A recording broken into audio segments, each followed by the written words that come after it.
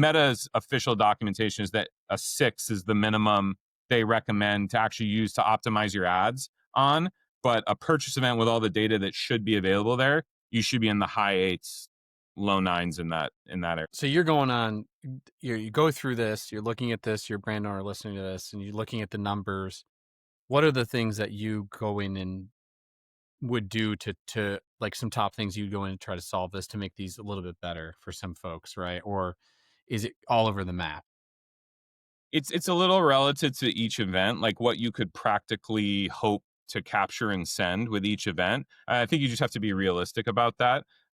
What we would do if like we were going to look through it is, what are we receiving at each stage, and does that make sense? And there's a little bit of common sense, not even technical. It's like, if someone's added something to their cart, do you have their email address? Probably not, unless they're logged in. So am I worried, if there's no email on an add to cart? No. But we should be getting their IP address. We should be getting other things. Two important things I think is a good time to mention.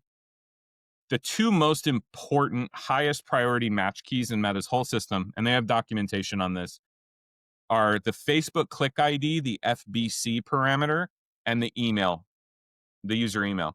Those are the two most important things. If you can't send anything else, if you send those two parameters, and Facebook click ID is definitely like the top one, and I'll talk about that in just a second, but those are the two most important. So especially on a purchase event, I would really focus on those. I'd look at like, are we getting an email? We should probably have it on 100% of events.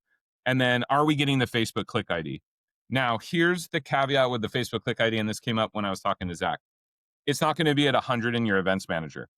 Events manager is every event your site is receiving, not just what's being driven by ads. So even if a user originates from an organic Google search, you're going to get a purchase event fire when they purchase on your site.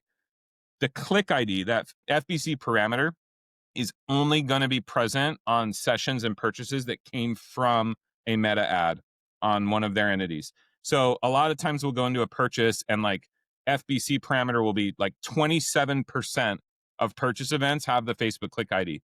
That's not a red flag. That's not a problem. What we always recommend is like, if you have the data, like compare that to generally what you think the volume of the proportion of your purchases are that come from Meta ads. So like if you think that 75% of all your purchases come from a Meta ad, but you're only at 20% click ID, maybe that's something to look at, because there should be more of those events then that have that click ID. But it's not a red flag to see that number lower than usual in the events manager, or lower than 100, because it's only going to be from the events that came from Meta ads. And we're looking at all events. So you said compared to kind of what you think Meta is driving. So it could be higher than that in the event that maybe you have a ton of organic traffic, but Meta ads are doing a solid job at capturing that and retargeting it with like a DPA or maybe some other stuff. But it might be lower than that if you have like a high AOV and the person took 30. Well, maybe you could tell me, it's like, if they click on the ad and they went and researched and came back to it 2 weeks later after they saw something else, are they going to pass through? Is a Facebook click ID going to exist on that purchase event? It's possible. It all comes down to the cookie expiration, because what happens is, and we won't get too technical in the weeds, but what happens is when a user clicks your ad on Facebook or Instagram, Meta appends a URL parameter to that link coming through to your website, kind of like a UTM that a lot of people are familiar with. And it's the FBC LID, is you can see it in the URL. That is a really important value, because what that says to Meta is, it's just a string value, but it says this user clicked this ad at this time and then went to your site. So it's super deterministic. So if you pass that back with your events, Meta can look at that FBC and be like, well, Brett Fish clicked this ad at this time at this, and then made a purchase on Zach's site 10 minutes after. We're definitely attributing that purchase. So it's really deterministic. But what happens is, when you hit the site, if you have the Meta Pixel installed, it'll grab that URL parameter and store it as a cookie in the browser. And so it really just comes down to the cookie expiration, which a lot of times is like, your attribution in Ads Manager, a lot of people use like a 7-day click attribution, but the cookie expiration is usually around like 28 days. So that value, to your question, Brad, should still be in there if they come back. But, in an Ads Manager, if you're only using 7-day attribution, if it's past that, it won't attribute. But that click ID should still be valid as long as the cookie's valid. Got it. Cool. And Yeah. if you had to Google what deterministic meant when Brett said that word, like you're not alone. So it's all good.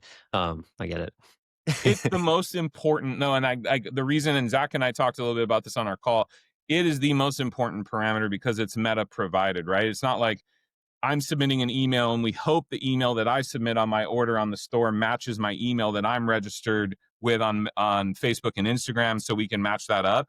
That value is coming directly from Meta. They know who the user is, when they click the ad, what ad they clicked.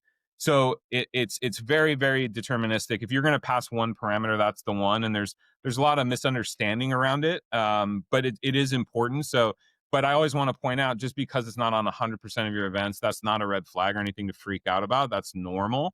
But that is a really important one to make sure you're capturing and passing, especially if you happen to be an advertiser that's doing like CAPI only and not using the pixel. So you don't have that automatic mechanism of setting the cookie and all that. You want to make sure you can still manually capture that value and pass it with CAPI. You want to make sure you're doing that because that's a really important value to your optimization and ad success on the platform.